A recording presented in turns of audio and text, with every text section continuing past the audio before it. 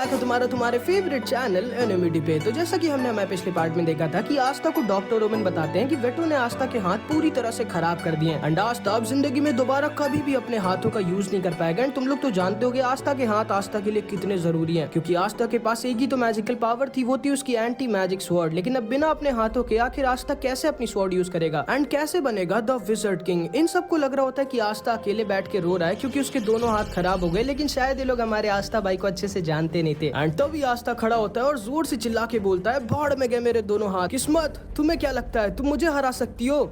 नहीं, क्या हुआ अगर मेरे दोनों हाथ खराब हो गए? मैं तब भी गिव अप नहीं करने वाला एंड अब मैं और ज्यादा ट्रेनिंग करूंगा और एक दिन जरूर बनूंगा द विजर्ड किंग। इन लोगों को अपनी आंखों पर यकीन नहीं होता कि भाई आस्था कितना ज्यादा कमाल है एंड ये लोग भी आस्था की मदद करने के लिए अपनी तरफ से पूरी मेहनत करने लगते हैं। गॉच और गॉर्डन रॉयल लाइब्रेरी में आस्था के लिए इलाज ढूंढने जाते हैं। लक और मैग्मा तो भाई डायमंड किंगडम ही चले जाते हैं वहाँ के बेस्ट डॉक्टर के पास। एंड चार्मी और ग्रे दुनिया के सबसे खतरनाक फॉरेस्ट में आस्था के लिए कुछ जड़ी बूटी लेने जाते हैं। एंड आस्था को जब ये सब पता चलता है तो वो बहुत ज्यादा खुश हो जाता है क्योंकि उसे ये नहीं पता होता कि उसने इतने अच्छे दोस्त बना लिए। एंड अब हम लोग थोड़े महीनों पहले का सीन देखते हैं जब आस्था अपने मैजिक नाइट एंट्रेंस एग्जाम के लिए ट्रेनिंग कर रहा था। एंड तभी इसकी तरफ एक नंगा आदमी भागते हुए आता है। बचाओ मुझे। एंड आस्था इसको बचा लेता है। ओह थैंक यू भाई, वो खाना तुम्हारा है क्या? हाँ, लेकिन आप नंगे क्यों अंकल? मैं खा सकता हूँ क्या इसे? आप ऑलरेडी खा रहे हो। वाह क्या टेस्टी खाना है, थैंक यू आस्था। वो सब तो ठीक है, लेकिन आपने मुझे बताया नहीं कि आप इस जंगल में नंगे क्यों घूम रहे हो? वो मैं मछलियाँ पकड़ रहा था, लेकिन तभी वो सुअर मेरे पीछे पड़ गया था। फिर आस्था और ये आदमी इसके घर जाते हैं। ये घर आपका है अंकल? नहीं, पता नहीं किसका है, मैं तो बस ऐसे ही रुका हुआ हूँ। हैं?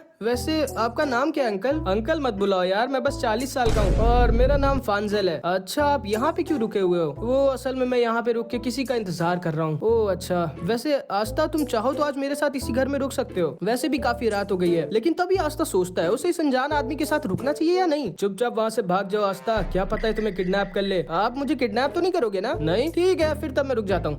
अगले दिन हम देखते हैं आस्था ट्रेनिंग कर रहा होता है, लेकिन आस्था को बिल्कुल भी स्वॉर्ड चलानी नहीं आती। ऐसे नहीं आस्था, अपनी स्वॉर्ड को ठीक अपने मुंह के सामने पकड़ो और अपने राइट पैर को अपने लेफ्ट पैर से 2 कदम आगे रखो, फिर अपनी स्वॉर्ड को स्विंग करो। और जब आस्था जैसे फांजल ने बताया होता है वैसे करता है तो आस्था पहली बार अपनी स्वॉर्ड को सही से चला पाता है। गजब, आप तो कमाल हो अंकल, आपको स्वॉर्ड चलाना आता है क्या? एंड फिर फांजल आस्था को अपना स्वॉर्ड मैजिक दिखाता है। असल में मैं एक टीचर था आस्था, मैंने बहुत सारे बच्चों को ट्रेनिंग दी है। ओह गजब, आप मेरे भी टीचर बन सकते हो क्या? प्लीज मुझे स्वॉर्ड चलाना सिखा दीजिए। हाँ ठीक है, लेकिन पहले मुझे ये बताओ कि तुम स्वॉर्ड चलाना सीखना क्यों चाहते हो? क्योंकि मैं एक दिन विजर्ड किंग बनना चाहता हूँ, जिसके लिए पहले मुझे एक मैजिक नाइट बनना होगा। जिसको सुन के फांजल खुश हो जाता है। ठीक है, मैं तुम्हें सिखाऊंगा, लेकिन तुम्हें मुझसे एक वादा करना होगा। क्या अंकल? कि तुम हमेशा अपनी स्वॉर्ड को अपने से कमजोर लोगों की मदद करने के लिए उठाओगे, कभी भी उनके खिलाफ नहीं। इस चीज का मुझे वादा करने का जरूरत नहीं, लेकिन ठीक है फिर भी मैं वादा करता हूँ। ठीक है फिर। एंड फिर फांजल ही आस्था को पूरा स्वॉर्ड चलाना सिखाता है एंड आस्था स्वॉर्ड फाइट में बहुत अच्छा हो जाता है। फिर थोड़े दिनों बाद हम देखते हैं मैरिल इन लोगों के पास आती है, जिसके लिए फांजल यहाँ पे रुक के इतने दिनों से इंतजार कर रहा था। मैरिल तुम आ गई? ये कौन है अंकल? ये मेरी एक स्टूडेंट है आस्था, ये मेरी वाइफ को ढूंढने में मेरी मदद कर रही है। एंड फिर फांजल आस्था को अपने बारे में बताता है। फांजल असल में डायमंड किंगडम का बेस्ट टीचर था, जो डायमंड किंगडम से अपनी वाइफ के साथ भाग गया होता है और यहाँ क्लोवर किंगडम आ गया होता है। एंड इसके पीछे 100 से भी ज्यादा डायमंड किंगडम के असैसिन्स पड़े हैं जो इसको पकड़ना चाहते हैं। एंड एक दिन उन असैसिन से बचने के चक्कर में ये और इसकी वाइफ अलग हो गए होते हैं एंड तब से इसकी स्टूडेंट मैरिल इसकी वाइफ को ढूंढ रही है। मेरे पीछे 100 से भी ज्यादा डायमंड किंगडम के असैसिन्स पड़े हैं आस्था, इसीलिए मुझे ना चाहते हुए भी छुप के रहना पड़ रहा है। लेकिन तभी मैरिल फांजल से बोलती है, सर मुझे नहीं लगता कि मिस डोमिना जिंदा बची है।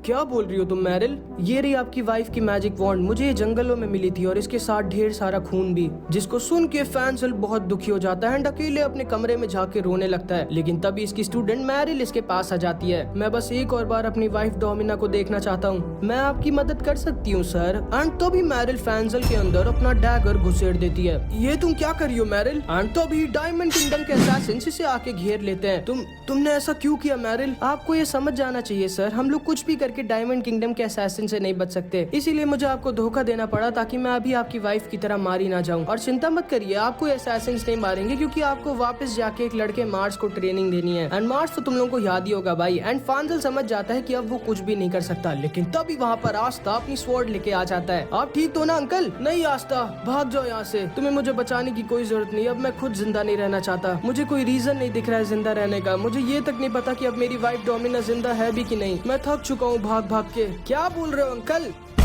जिंदा रहने के लिए किसी रीजन की जरूरत नहीं होती और आपके पास तो रीजन है। अभी आपको पक्के से थोड़ी पता है कि आपकी वाइफ मर चुकी है, क्या पता वो जिंदा हो और आपका इंतजार कर रही हो। किसी को भी नहीं पता होता कि उनके ड्रीम सच होंगे कि नहीं, लेकिन इसका ये मतलब नहीं कि हम हमारे ड्रीम्स पे गिव अप कर दें। जिसको सुनते ही फांजल की आंखें खुल जाती है एंड फांजल भी तैयार हो जाता है लड़ने के लिए। Thank you Aastha. एंड फांजल एक ही बार में 10 से 11 असैसिन्स को निपटा देता है एंड ये बाकी के असैसिन्स इन्हें घेर लेते हैं। रुक जाओ तुम सब, अभी हम सबको यहाँ से रिट्रीट करना चाहिए। तुम भाग क्यों रही हो? मैं जानती हूँ इतने लोग काफी नहीं है हमारे सर को पकड़ने के लिए, लेकिन आप चिंता मत करिए, एक दिन मैं आपको जरूर पकड़ूंगी। एंड फिर ये सब वहाँ से चले जाते हैं एंड इसके बाद हम देखते हैं फांजल भी वहाँ से जाने लगता है। आपको सच में मेरी मदद की जरूरत नहीं है अंकल? नहीं आस्था, तुमने ऑलरेडी मेरी बहुत मदद कर दी है। मैं समझ चुका हूँ, मैं तब तक गिव अप नहीं करने वाला जब तक मैं अपनी वाइफ को ढूंढ न लूं। एक बार फिर से थैंक यू आस्था। एंड फिर फांजल वहाँ से जाने लगता है। आस्था, मुझे यकीन है कि तुम अपने मैजिक नाइट एंट्रेंस एग्जाम में पास होगे। बाय बाय बाय हो गए। Bye bye bye uncle. And फिर फांजल वहाँ से चला जाता है। फिर हम थोड़े महीनों बाद का सीन देखते हैं जब आस्था ब्लैक बुल्स ज्वाइन कर लिया होता है। नोएल ऐसी बाहर गार्डन में घूम रही होती है, लेकिन तभी फांजल इसके पास भी दंगा आ जाता है। सुनो बच्ची।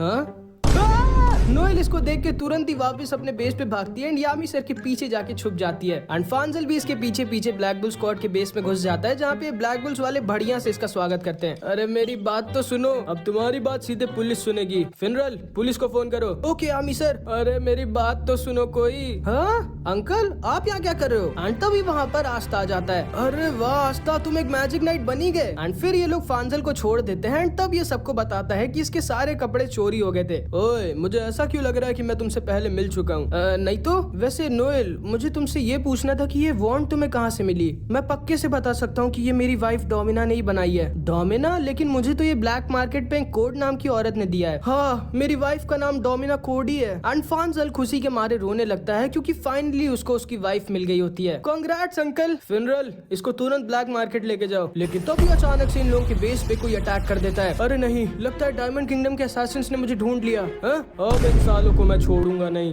एंड इधर हम मैरिल और इनकी पूरी डायमंड किंगडम की असैसिन आर्मी को देखते हैं, जिनको पता ही नहीं होता कि इन लोगों ने कहां पर अटैक कर दिया है। सर, आप जल्दी से मुझे ब्लैक मार्केट भेजिए, मुझे पता है कि डोमिना कहाँ है, मैं उन्हें लेके आती हूँ। एंड याद नहीं अपना टेलीपोर्टेशन मैजिक यूज करता है एंड मैरिल भी ब्लैक मार्केट चली जाती है। एंड इधर हम देखते हैं ब्लैक बुल्स के बेस के आसपास नोएल एक वाटर बैरियर बना देती है। इन्हें लगता है कि एक मामूली से वाटर बैरियर से खुद को हम 100 से भी ज्यादा असैसिन से बचा सकते हैं। सारे लोग अटैक करो। ये सारे डायमंड किंगडम के असैसिन्स इनके ऊपर अटैक कर देते हैं, लेकिन तभी बाहर निकल आते हैं लक और मैग्मा। इतने सारे सोल्जर्स, अब मजा आएगी। किसने मेरे बेस पे अटैक किया बे?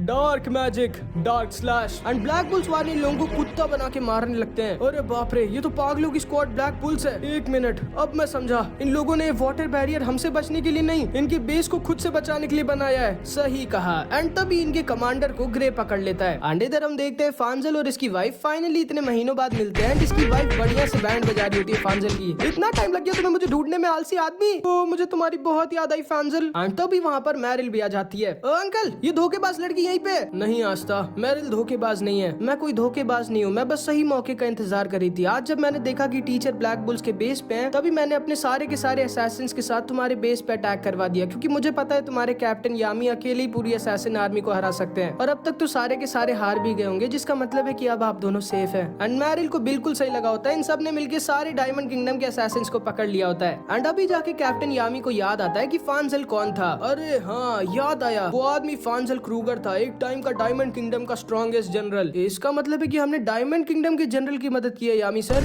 ओए गॉड, किसी को भी ये बताना मत, ठीक है? ठीक है, लेकिन बदले में मुझे मैरी के साथ 1 हफ्ते की छुट्टी चाहिए। ठीक है, जाओ। एंड इधर हम देखते हैं ये तीनों खुशी खुशी वहाँ से जाने लगते हैं। थैंक यू आस्था, मैं तुम्हारा एहसान कभी भी नहीं भूलूंगा। कोई बात नहीं सर, आपने भी मुझे स्वॉर्ड चलानी सिखाई थी और आपकी वजह से मैं एक मैजिक नाइट बन पाया हूँ। अपना ध्यान रखना आस्था, और हाँ, विज़र्ड किंग जरूर बनना, पक्का।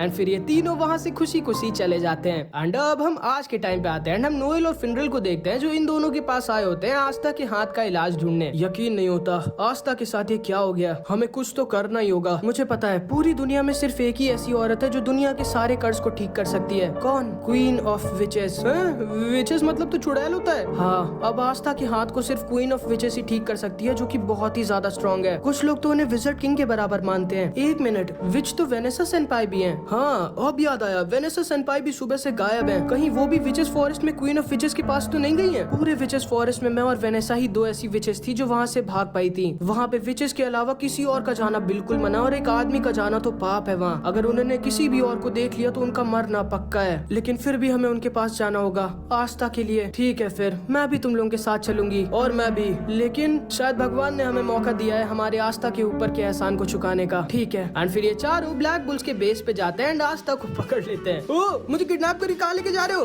कहाँ जा रहे हैं हम लोग? फांजल अंकल आप यहाँ क्या करो? इसको चुप कराओ कोई। टीचर इसकी जीप काट तू क्या? मैं नहीं उसकी जरूरत नहीं है मैरिन। एंड फांजल अपने मैजिक से आस्था का मुंह बंद कर देता है एंड ये सब के सब एक साथ विचेस फॉरेस्ट की तरफ जाने लगते हैं। एंड इधर हम वेनेसा को देखते हैं जो सच में विचेस फॉरेस्ट ही आई होती है। क्वीन मैं आ गई हूँ, दरवाजा खोलो। एंड तब ये दरवाजा अपने आप खुलता है एंड क्वीन के मैजिक क्रोज वेनेसा को क्वीन के पास लेके आ जाते हैं। तो तुम वापस लौट आई वेनेसा, तुम्हारी हिम्मत कैसे हुई थी बिना मेरे परमिशन के भागने की? एंड फिर हम वेनेसा के पास्ट को देखते हैं कि कैसे क्वीन वेनेसा को जब से वो पैदा हुई थी तब से उसने केज में बंद करके रखा था। प्लीज मुझे बाहर जाने दीजिए क्वीन। नहीं वेनेसा, मुझे भविष्यवाणी से पता चला है कि तुम्हारे अंदर एक ऐसी मैजिकल पावर जन्म लेगी जो खुद किस्मत को बदल सकेगी। तुम यहाँ से तब तक नहीं बाहर निकल सकती जब तक तुम उस पावर को अवेकन न कर लो। लेकिन मैंने बहुत कोशिश की, मेरे अंदर कोई भी ऐसी पावर नहीं है। प्लीज मुझे बाहर जाने दीजिए क्वीन। नहीं वेनेसा, अब दोबारा कभी मुझसे ये मत कहना, ये मेरा ऑर्डर है। इस चीज को जितना जल्दी तुम मान लोगी वेनेसा उतना ज्यादा खुश रहोगी। यही तुम्हारी किस्मत है वेनेसा, इस केज में रहना जब तक तुम अपनी पावर को अवेकन नहीं कर लेती। एंड फिर क्वीन वहाँ से चली जाती है एंड वेनेसा इसी केज के अंदर 17 सालों तक रहती है। उसने आज तक बाहर की दुनिया देखी नहीं होती है एंड वेनेसा ने अपनी किस्मत को मान लिया होता है और उसने ये मान लिया होता है कि वो कुछ भी करके इस केज से बाहर निकल ही नहीं सकती। लेकिन तभी एक दिन अचानक से वेनेसा को कुछ विचेस के चिल्लाने की आवाज आती है। भागो, एक आदमी, ये आदमी कहाँ से आया? भागो, जल्दी भागो। एंड तभी अचानक से वेनेसा जिस कैसल में बंद थी वो कैसल पूरा टूट जाता है एंड वेनेसा के सामने खड़े होते हैं हमारे कैप्टन यामी। एंड जिंदगी में पहली बार वेनेसा क्वीन के अलावा किसी दूसरे इंसान को देखती है। क्या यार, रास्ता भूल गया हूँ मैंने तो बस बाहर जाने का रास्ता ही पूछा था। ये सारी लड़कियां मेरे जान के पीछे क्यों पड़ गई? खास करके वो बुढ़िया, मुझे दोबारा उससे लड़ाई नहीं करनी चाहिए। क्या ये आदमी क्वीन से लड़के जिंदा बच गया? लेकिन कैसे? ओए लड़की, बाहर जाने का रास्ता बता सकती हो क्या तुम मुझे? मैं क्वीन के अलावा किसी और से बात नहीं कर सकती। लेकिन तुम तो अभी मुझसे बात कर रही हो। वैसे तुम इस केज में क्या कर रही हो? क्वीन ने मुझे इस केज में बंद करके रखा है। मैं यहाँ से तब तक बाहर नहीं निकल सकती जब तक मैं अपनी स्पेशल पावर अनलॉक न कर लूँ। तुम्हारी क्वीन तो सच में एक चुड़ैल है। चलो कोई बात नहीं, आज तुम थोड़ी सी लकी हो गई, तुम्हारी फ्रीडम तुम्हारे सामने है। चलो मेरे साथ। नहीं, मैं नहीं आ सकती, मेरी किस्मत में यहीं पे रहना है। किस्मत, वो तो बड़ी कमीनी चीज होती है। मैं तो वो करता हूँ जो मेरा मन करता है, चाहे उसके लिए मुझे मेरी किस्मत को ही क्यों ना बदलना पड़े। ठीक है लड़की, तुम यहीं पे अपनी पूरी जिंदगी रहो। तुमने अपने बाहर की खूबसूरत दुनिया को देखने का मौका मिस कर दिया। एंड फिर यामी सर वहाँ से जाने लगते हैं। आखिर मैं क्या करूँ? एंड वेनेसा के दिमाग में बस कैप्टन यामी की ही बात गुजरी होती है। मैं तो वो करता हूँ जो मेरा मन करता है, चाहे उसके लिए मुझे मेरी किस्मत को ही क्यों ना बदलना पड़े। एंड वेनेसा समझ जाती है कि उसको क्या करना है। वो समझ जाती है भगवान ने उसे एक मौका दिया है जो बहुत कम लोगों को मिलता है। एंड वेनेसा मन में पूरी हिम्मत भर के एक बहुत बड़ा डिसीजन ले लेती है एंड वो उस कैसल से कैप्टन यामी के साथ भाग जाती है। एंड ये डिसीजन वेनेसा की लाइफ का बेस्ट डिसीजन था। वेनेसा, तुम्हारी हिम्मत कैसे हुई थी मेरे ऑर्डर को ना मानने की? मैं अब वापस आ गई हूँ क्वीन, मैं तैयार हूँ तुम्हारे साथ यहाँ रहने के लिए। लेकिन बदले में तुम्हें मेरा बस एक काम करना होगा। तुम्हें तो शायद ये पता होगा वेनेसा कि क्वीन कुछ भी बदले में नहीं करती, वो करती है जो उसका मन करता है। एंड क्वीन वेनेसा के ऊपर अटैक कर देती है। इधर हम इन सबको देखते हैं जो विचेस फॉरेस्ट के पास आगे होते हैं। वो रहा विचेस फॉरेस्ट। जैसे ही हम उसके अंदर जाएंगे क्वीन को हमारे बारे में पता लग जाएगा एंड फिर क्वीन के गोलम हमें एक मधुमक्खी के छत्ते की तरह बना देंगे। तो हम क्या करें? भूल गए क्या? तुम लोगों के साथ महान विच डोमिना भी है। ये रहे 2 इनविजिबल क्लॉक जिससे हमारी प्रेजेंस पूरी तरह से छुप जाएगी और क्वीन को हमारे बारे में पता नहीं चलेगा। लेकिन कुछ भी हो जाए इसको अपने ऊपर से हटने मत देना। एंड ये सारे डोमिना का इनविजिबल क्लॉक पहन के विचेस फॉरेस्ट के अंदर घुस जाते हैं। वाह, यहाँ कितनी सुंदर लड़कियां हैं। थोड़ा सा पीछे हुई फिनरल सेनपाई, मुझे कुछ गड़ रहा है। वो रहे गोलम, उनके साइज पे मत जाना, वो बहुत ज्यादा खतरनाक है। कुछ भी हो जाए अपने क्लॉक को संभाल के रखना। लेकिन तुम लोग तो जानते ही होगे आस्था भाई की किस्मत कितनी खराब होती है। एंड इन बेचारों का क्लॉक एक पेड़ में फंस के निकल जाता है। हेलो प्यारे गोलम। भागो।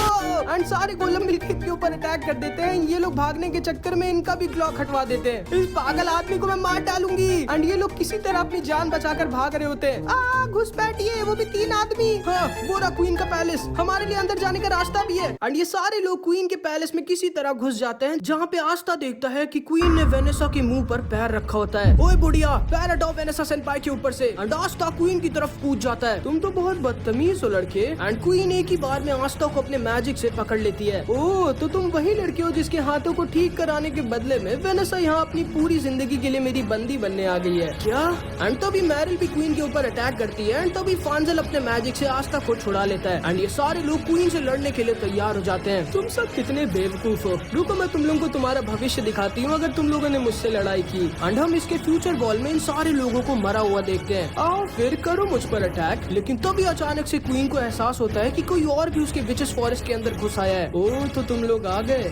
आई of the dark sun. And हम eye of the dark sun के ढेर सारे मेंबर्स और फाना को देखते हैं जो क्वीन के ऊपर अटैक करके यहाँ वाले मैजिक स्टोन को लेने आए होते हैं। एंड फाना अपने फायर स्पिरिट ड्रैगन के ऊपर उड़ रही होती है। फाना मैम, मुझे पता चला है कि जिस लड़के ने वेटो को मारा था वो भी यहीं पर है। ठीक है, आज मैं उसको भी जान से मार डालूंगी। एंड फाना विचेस फॉरेस्ट पर अटैक कर देती है। इस लड़की के पास फायर स्पिरिट ड्रैगन है, इसे हराने में मुझे थोड़ी दिक्कत होगी। एंड तो भी हम देखते हैं डायमंड किंगडम वाले भी यहाँ आगे होते हैं। हम मार्स और लाड्रोस को देखते हैं। मार्स तो तुम लोगों को याद होगा, लेकिन मार्स की तरह ये लाड्रोस भी बहुत स्ट्रांग होता है। वाह, हमारा प्लान कितना कमाल है। जब आई ऑफ द डार्क सन वाले क्वीन को हरा के वो मैजिक स्टोन ले जाएंगे, तब हम लोग सारे लोगों को मार के क्वीन को अपने साथ डायमंड किंगडम ले चलेंगे। आज तो मुझे बहुत सारे लोगों को जान से मारने का मौका मिलेगा। ओह, मैं बहुत खुश हूँ। नहीं, चाहे कुछ भी हो जाए, मैं इन लोगों को एक भी इनोसेंट लड़की को यहाँ मारने नहीं दूंगा। मैं अकेले इन सबको हरा डालूंगा। और अपने हाथों के बिना तुम ऐसा करोगे कैसे आस्था? ओह, मैं तो भूल गया, मेरे हाथ ही नहीं है। एंड तभी वेनेसा भी होश में आ जाती है। आस्था, तुम यहाँ क्या कर रहे हो? आप क्या करने वाली थी? आप मेरे लिए खुद की फ्रीडम को सैक्रिफाइस करके इस क्वीन की जिंदगी भर के लिए बंदी बनने आ गई थी। पागल हो गया? मैं तो तुम्हें ठीक करवा के यहाँ से भाग जाती। वेनेसा सेनपाई, क्वीन आपके पीछे खड़ी है। ओह, सुनो क्वीन, मेरे हाथों को ठीक कर दो, बदले में मैं इन सबको हरा के तुम्हारे फॉरेस्ट को बचा लूंगा। एंड क्वीन सोचती है, वैसे तो मैं इन सबको अकेले ही हरा सकती हूँ, लेकिन ये एक अच्छा मौका है इस लड़के की एंटी मैजिक को देखने का। ठीक है लड़के, जाओ, लग जाओ अपने काम पे। एंड क्वीन एक ही बार में आस्था के दोनों हाथों को अपने मैजिक से हील कर देती है। वो मेरे दोनों हाथ ठीक हो गए। शाबाश शाबाश, बल्ले बल्ले।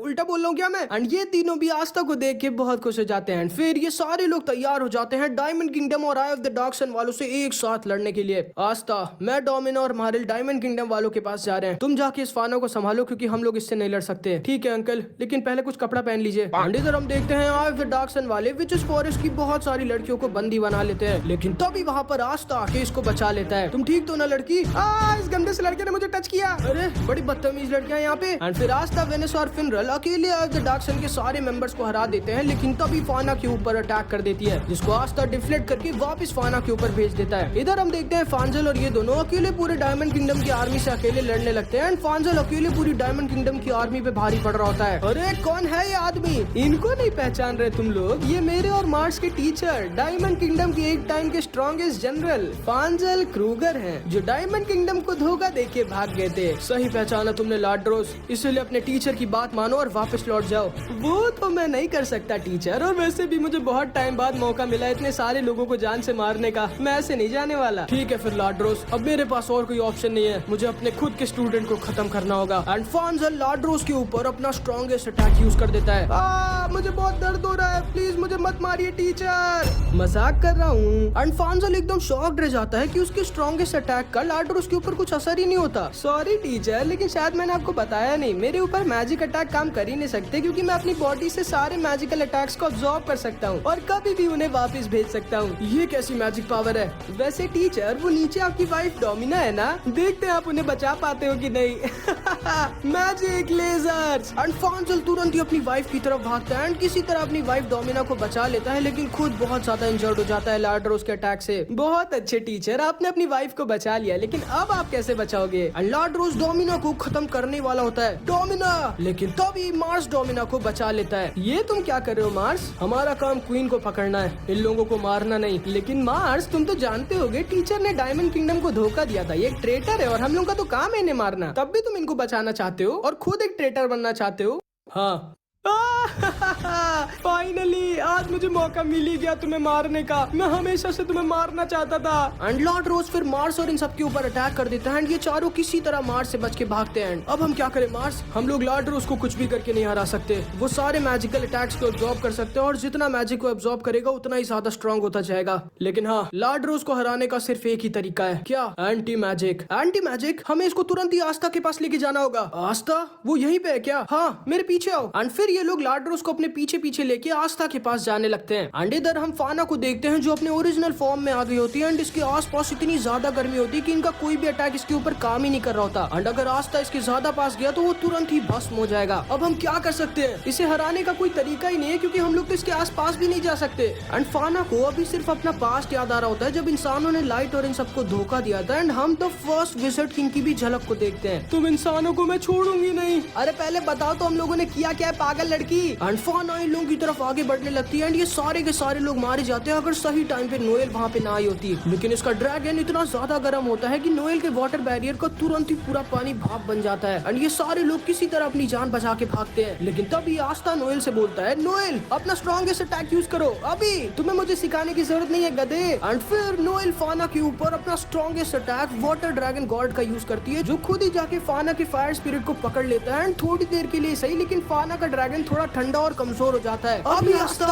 एंड फिनरल और वेनेसा आस्था को हवा में लॉन्च कर देते हैं जैसे इन्होंने वेटो के टाइम पे किया था एंड आस्था फाना के फायर स्पिरिट ड्रैगन के आर पार अपनी तलवार लेके निकल जाता है एंड फाना नीचे आकर गिर जाती है। हमने तुम्हें पूरी तरह से घेर लिया है फाना। लेकिन तभी इसका ड्रैगन आस्था के ऊपर अटैक करने वाला होता है। आस्था, फैंजल अंकल आप इस मार्स के साथ क्या कर रहे हो? ये हमारा दुश्मन है, जल्दी इस लड़की के अटैक को हमारी तरफ डिफ्लेक्ट करो। एंड आस्था फाना के अटैक को इन लोगों की तरफ डिफ्लेक्ट कर देता है एंड फैंजल इनके अटैक को लाड्रोस के ऊपर मार देता है जो इतने ज्यादा स्ट्रॉन्ग मैजिक अटैक को अचानक से झेल नहीं पाता और दूर जाकर गिर जाता है। अरे फैंजल अंकल आप हमारे दुश्मन के साथ क्या कर रहे हो? ये हमारा दुश्मन नहीं है आस्था, खैर हमें इस लड़की का क्या करना है। एंड तभी मार्स फाना को देखता है एंड एकदम शॉक्ड रह जाता है। और अगर तुम लोगों को मार्स की बैक स्टोरी याद होगी तो तुम लोगों को याद होगा कि अपने आखिरी टेस्ट में मार्स ने हिनाटा को मार दिया था जिससे वो बहुत ज्यादा प्यार करता था। लेकिन असलियत में ये फाना कोई और नहीं बल्कि हिनाटा ही होती है, हिनाटा। एंड फाना को भी अचानक से उसका असली नाम सुन के थोड़ा सा अजीब सा लगता है एंड उसको अपने पास्ट की थोड़ी सी झलक दिखती है। हिनाटा पहचानो मुझे, मैं मार्स हूँ, मैं तुम्हें नहीं जानती। एंड फाना मार्स के ऊपर अटैक करने लगती है लेकिन मार्स इसके अटैक को डॉज नहीं कर रहा होता। ये क्या कर रहे हो तुम? मैंने हिनाटा को धोखा दिया था, मुझे कोई फर्क नहीं पड़ता अगर हिनाटा मुझे जान से मार भी दे। तभी आस्था मार्स को एक जोर का तमाचा मार देता है। पागल हो गया तुम? अगर तुम हिनाटा से प्यार करते हो तो ये तुम्हारी जिम्मेदारी उसे बचाने की, ना तो खुद मरने की। एंड मार्स समझ जाता है कि आस्था सही कह रहा है। तुम सही कह रहे हो आस्था, हिनाटा मुझे पहचानो, दूर रहो मुझसे। एंड ये दोनों किसी तरह फाना की तरफ बढ़ने लगते हैं एंड दोनों गर्मी के मारे जलने लगते हैं। लेकिन तभी मार्स अपना फायर हीलिंग मैजिक यूज करता है एंड ये दोनों ठीक हो जाते हैं। एंड तभी आस्था अपनी स्वॉर्ड से हिनाटा के फायर स्पिरिट ड्रैगन को खत्म कर देता है एंड तभी मार्स जाके हिनाटा को गले लगा लेता है। प्लीज मुझे माफ कर दो हिनाटा, मुझे याद करो हमने एक दूसरे से प्रॉमिस किया था कि हम दोनों साथ में पूरी दुनिया देखेंगे। एंड तभी हिनाटा जोर से चिल्लाने लगती है एंड तभी हिनाटा की थर्ड आई गायब हो जाती है एंड तभी हिनाटा होश में आ जाती है एंड उसको अपनी सारी मेमोरीज याद आ जाती हैं। अरे मार्स तुम इतने बड़े कैसे हो गए? जिसको सुनते ही मार्स रोने लगता है एंड ये दोनों एक दूसरे को गले लगा लेते हैं। एंड असलियत में जब हिनाटा को मार्स ने मार दिया था और वो वहाँ से चला गया था तब हिनाटा मरी नहीं थी। तभी वहाँ पर लाइट आ गया था जिसने हिनाटा को हील करके उसको फाना की मेमोरीज दे दी थी एंड उसके साथ ही हिनाटा को एक फायर स्पिरिट ड्रैगन भी दे दिया था। मैं तुम दोनों के लिए बहुत खुश हूँ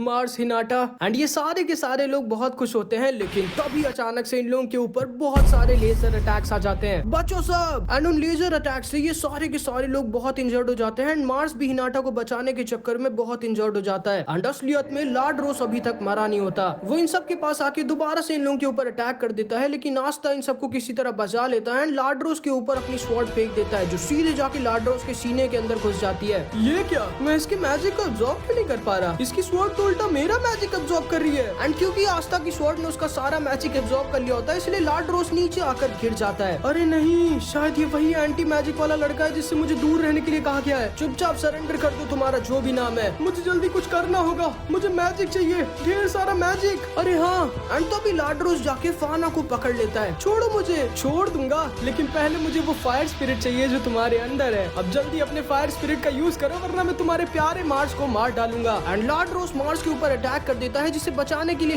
हिनाटा अपने फायर स्पिरिट का यूज कर देती है। एंड क्योंकि पहले से ही हिनाटा का फायर स्पिरिट कमजोर हो गया था, इसीलिए लॉर्ड रोज पूरे के पूरे फायर स्पिरिट को एब्जॉर्ब कर लेता है एंड बन जाता है एक डेमी गॉड। एंड जब एक ह्यूमन किसी स्पिरिट के साथ पूरी तरह से मर्ज हो जाता है तो वो खुद एक डेमी गॉड बन जाता है, जिसके पास अनलिमिटेड पावर होती है। एंड ये लोग एक कैप्टन के लेवल से भी ज्यादा स्ट्रॉन्ग हो जाते हैं। आस्था इसकी तरफ भागता है, लेकिन तभी लाड्रोस से कितना स्ट्रॉन्ग और फास्ट अटैक यूज करता है जिसको आस्था अपनी की तक से डॉज नहीं कर पाता है। लाड्रोस का अटैक आस्था के दिल के आर पार निकल जाता है एंड आस्था बहुत ज्यादा इंजर्ड हो जाता है। फाइनली मैं इतना स्ट्रॉन्ग हो गया हूँ कि अब पूरे डायमंड किंगडम पे अकेले कब्जा कर सकता हूँ, लेकिन पहले मैं तुम्हें मारूंगा। एंड लॉर्ड रोस आस्था को बहुत ज्यादा इंजर्ड कर देता है एंड आस्था जमीन पर गिर जाता है। एंड अगर जल्दी कुछ नहीं किया गया तो आस्था मारा जाएगा। एंड तभी इधर हम क्वीन को देखते हैं। हाँ, मानना पड़ेगा ये लड़का इतना भी ज्यादा वीक नहीं है, लेकिन अब टाइम आ चुका है कि तुम अपना असली चेहरा सबको दिखाओ। एंड फिर क्वीन एक अजीब सी मैजिकल स्पेल यूज करती है एंड हम देखते हैं आस्था बेहोश हो जाता है। एंड आस्था जब होश में आता है तो वो एक अजीब सी जगह पर होता है। ये मैं कहाँ हूँ? एंड तभी हम देखते हैं आस्था के पीछे एक बहुत ही बड़ा और भयानक डीमन खड़ा होता है। कौन हो तुम मुझे नहीं पहचान रहे? मैं वो हूँ जो तुम्हारे सबसे ज्यादा करीब रहता है, जो तुम्हें सबसे अच्छी तरह से जानता है। एंड तुम लोगों को याद होगा कि आस्था की 5 लीव ग्रिम वॉर के अंदर एक डीमन होता है एंड आस्था इस समय उसी डीमन से बात कर रहा होता है। क्या चाहिए तुम्हें? तुम्हारी बॉडी। उस क्वीन के मैजिक की वजह से अब मैं थोड़ी देर के लिए तुम्हारी बॉडी को तुमसे छीन सकता हूँ। क्या?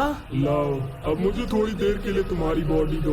नहीं। एंड तभी आस्था बेहोश हो जाता है एंड आस्था का डीमन आस्था की बॉडी में होश में आ जाता है। आस्था का दिल इतना तेज धड़कने लगता है कि लाड्रोस को यहाँ तक उसकी आवाज सुनाई देने लगती है। आसपास का पूरा मौसम बदल जाता है एंड आस्था के अंदर से एक अजीब सी मैजिकल पावर निकलने लगती है एंड आस्था की बॉडी में आस्था का डीमन जाग जाता है, जो आस्था के दिल को पूरी तरह से हील कर देता है। ये कैसी मैजिकल पावर है? ये मैजिकल पावर ये आस्था की नहीं है। तुमने चाहे जो भी पावर अवेकन कर लियो, लेकिन तुम मुझे नहीं हरा सकते क्योंकि मैं एक डेमी गॉड हूँ इस समय। एंड लॉर्ड रोस आस्था के ऊपर अटैक कर देता है, लेकिन आस्था तो वहाँ पर था ही नहीं। आस्था तो हजारों मीटर ऊपर हवा में होता है एंड आस्था उल्टा इसके ऊपर अटैक कर देता है। एंड आस्था अपने डीमन फॉर्म में उड़ भी सकता है भाई। लॉर्ड रोस आस्था का पीछा करता है एंड कंटिन्यू आस्था पर अटैक करता है, लेकिन आस्था पे इसके एक भी अटैक का असर हो ही नहीं रहा होता क्योंकि आस्था की तो पूरी बॉडी इस समय एंटी मैजिक कमिट कर रही होती है। एंड आस्था इस समय इतना ज्यादा फास्ट होता है कि नॉर्मल आइज उसको देख ही नहीं सकती थी। ये क्या हो रहा है? ये लड़का मुझसे भी ज्यादा फास्ट कैसे है? मैं तो एक डेमी गॉड हूँ।